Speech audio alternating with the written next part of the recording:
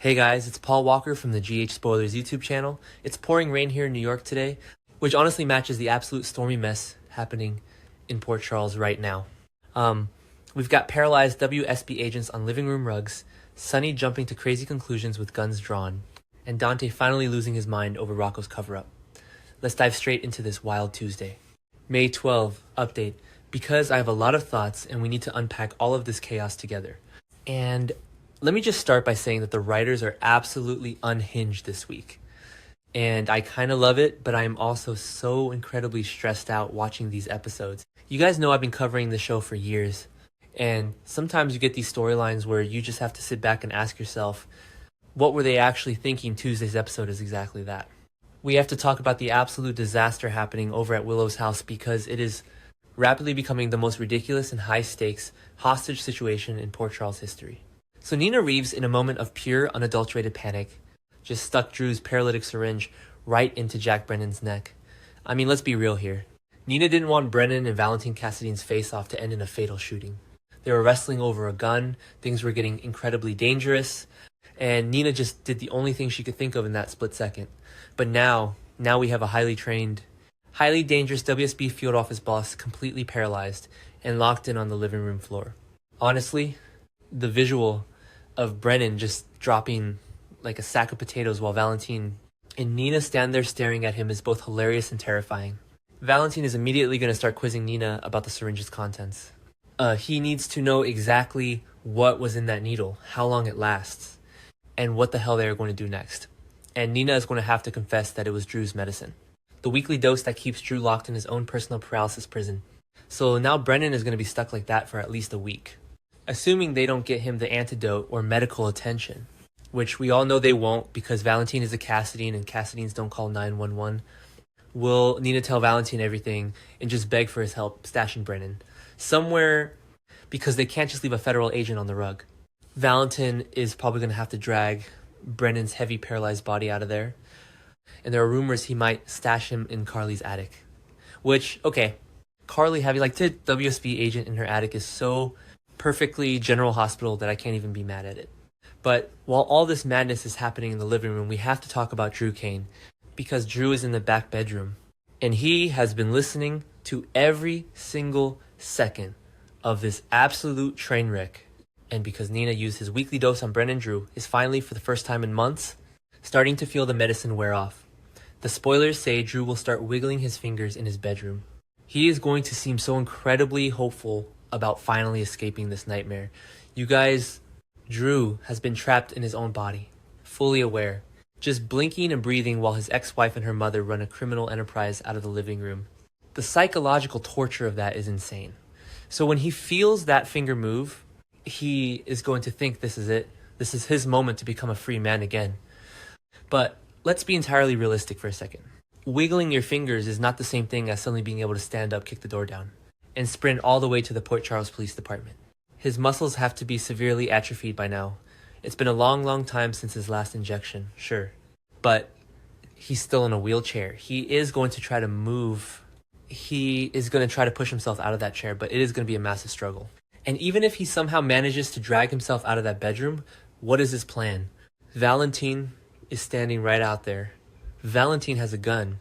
Valentine is not just going to let Drew roll out the front door and blow the whistle on this entire kidnapping and drugging operation. Valentine can just point the gun right at Drew's head if need be. The tension in this house is so thick, you could cut it with a knife. And then, of course, there is Willow, sweet, innocent kindergarten teacher Willow, who has somehow morphed into a mob-adjacent criminal mastermind. While all this is going down at her house, Willow is actually out for a run in the park. She crosses paths with Harrison Chase. And yes, the spoilers specifically note that Chase will be shirtless on a run of his own. Because of course he is. The writers know exactly what they are doing, giving us shirtless Chase in the middle of all this dark, heavy drama. Chase is going to confess to Willow that he was actually hoping she would be there. Now, we know Michael Corinthos is pulling strings in the background, trying to push these two exes together to create a scandal so he can get custody leverage. Michael is being so manipulative right now, it makes my skin crawl. But Chase isn't focused on an affair right now. Chase wants to talk about adopting Phoebe with Brooklyn Quartermain. He is going to wonder if Willow could pull some strings or offer some help with the adoption process. And Willow, trying to maintain this facade of a normal, helpful person, might promise to do whatever she can to help him out. She's going to leave Chase feeling incredibly grateful. But honestly, it is so sad watching Chase plan this beautiful family future with Brooklyn, completely unaware that Brooklyn is secretly consumed by guilt, because she is the one who hit the guardrail and kept driving, leaving Isaiah Gannon to face the charges. Everyone in this town is keeping a massive, life-ruining secret right now. It is genuinely exhausting to keep track of who is lying to who. So Willow finishes her nice normal chat with Chase, and then she heads back home, and oh boy, she has much bigger issues waiting for her. She is going to walk through the front door, and Nina is going to have quite a story to tell. Imagine coming home from a jog, wiping the sweat off your forehead, and your mother is just standing there like, "Hey sweetie, so funny story. I accidentally chemically paralyzed Jack Brennan, and Valentin had to drag his body away." Willow is going to face stunning news. She is going to get a massive warning about how fast this situation is escalating. And here is the part that really makes me question everything about Willow's character development lately. The spoilers hint that after Willow returns and sees Drew trying to escape, she might actually be the one to put a stop to it. She might give him another paralytic dose herself. If Willow actually takes a syringe and injects Drew to keep him paralyzed, there is no coming back from that. That is crossing a moral event horizon. She's no longer just a passive participant. She is an active torturer. Maybe I'm being too harsh on her. Maybe she feels backed into a corner, but wow. That is a dark turn for her character. Okay, let's take a breath and shift gears entirely because we have to talk about Dante and Lulu. This storyline has been brewing for weeks and the explosion is finally here. Dante shows up at Spencer's house and he is not there for a friendly co-parenting chat. He is furious. He catches Lulu completely off guard when he walks in and just flat out admits that he knows the truth. He knows Rocco Falconeri pulled the trigger on Ross Cullum. Dante is a police detective, but more importantly, he is a father. And finding out that his own son shot a WSB boss in the back and that his ex-wife has been covering it up is pushing him right to the edge. Lulu is going to panic. She's going to start grilling Dante, demanding to know what evidence might have surfaced. She wants to know how he figured it out. And Dante is going to lay it all out for her. He's going to share the clues that he put together with Elizabeth Baldwin's help.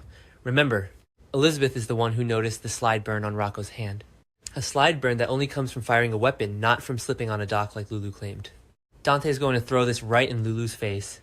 He might even admit that Liz cared enough to tell him the truth about his own son, unlike Lulu. That is going to sting. Dante using Elizabeth's honesty as a weapon against Lulu's deception is such a classic soap opera move. But it hurts because it's true.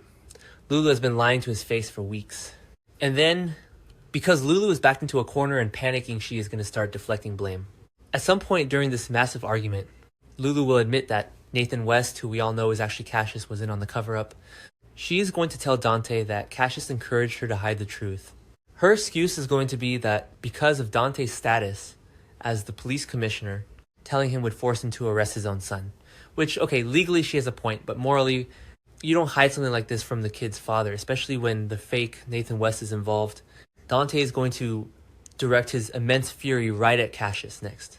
We know Cassius is currently holding Jocelyn Jacks hostage over at Windermere, so Dante going after Cassius is going to collide with that storyline in a huge way.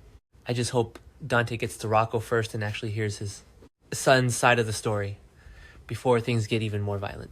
Now, speaking of violent overreactions, let's talk about Sonny Corinthos. Sonny is currently acting like a paranoid mobster from 1998, and it is honestly a bit ridiculous. Based on some incredibly vague intel from Ethan Lovett, Sonny has convinced himself that Rick Lansing is a traitor who is secretly trying to destroy him. So what does Sonny do? He takes extreme measures. Ethan Lovett actually forces Ava Jerome into a car with him. Ava is just minding her own business, counting money in an envelope at her art gallery. And suddenly, Ethan is kidnapping her. She is going to be terrified, wondering what his plans are. And Ethan may just coldly admit that her fate is entirely up to Sonny after he finishes dealing with Rick inside the gallery. So inside the Jerome Art Gallery, we have Sonny Corinthos literally holding Rick Lansing at gunpoint over an art deal. Sonny is standing there with a weapon demanding answers. And Rick is going to realize very quickly that he'd better explain himself or else his life could actually be on the line. Sonny does not play around when he thinks he's been betrayed. But here is the absolute kicker, and the reason why Sonny is going to look so incredibly stupid by the end of this episode. Rick Rick actually has a perfectly decent excuse for his shady dealings with Ava. He hasn't been plotting against Sonny. He hasn't been trying to take down the organization. Rick has actually been buying some sort of hush-hush art gift for Elizabeth Baldwin. Yes, you heard that right. All of this gun-pointing kidnapping, extreme mob behavior is over a surprise present for Liz. Rick and Ava were just keeping it a secret so they wouldn't ruin the surprise. When Rick finally spits this out, Sonny is going to feel like an absolute idiot. He is going to realize that things aren't sinister in the end. But honestly, who actually believes Sonny is going to apologize? He's just going to put the gun away and act like he was justified in checking.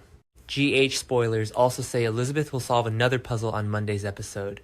Now, that could involve more of the Cullum-related detective work since she just helped Dante, but it's also very possible Liz will eventually get tangled up in this ridiculous Rick and Sonny drama. Imagine Liz finding out that her ex-husband almost got executed by a mob boss over a painting. Only in Port Charles, you guys. Only in Port Charles. Finally, we need to wrap up by talking about Carly and Charlotte Cassidy. Carly is currently sitting in her kitchen stressed out of her mind. She is already panicking. Because Trina told her Jocelyn is missing, and Carly falsely assumes Jack Brennan used his WSB connections to send Jocelyn away. Little does she know Jocelyn is actually tied up at Windermere by Cassius. But while Carly is waiting for Valentine to come back with a strategy, Charlotte is going to stop by. Charlotte is hoping to see her father Valentin, and she is going to get a massive shock when Carly admits he's out dealing with something. Carly's going to have to step up and make something very clear to Charlotte. Regardless of what happens from here, Carly will insist there's something Charlotte simply cannot do. The spoilers say Carly will offer a reminder on some rules that she absolutely cannot break. We all know Charlotte can be a bit of a wild card. She is a Cassidian after all. It is just in her nature to snoop, to rebel, and to cause problems. Carly knows that if Charlotte goes wandering around looking for Valentin, she might stumble right into the middle of this Jack Brennan hostage situation. Can you imagine Charlotte walking into Carly's attic and finding a paralyzed federal agent? Carly is trying to lock this kid down before she blows their entire cover. But GH spoilers say Charlotte could prove problematic anyway. You tell a teenager not to do something, especially a Cassidian teenager, and they are going to do it.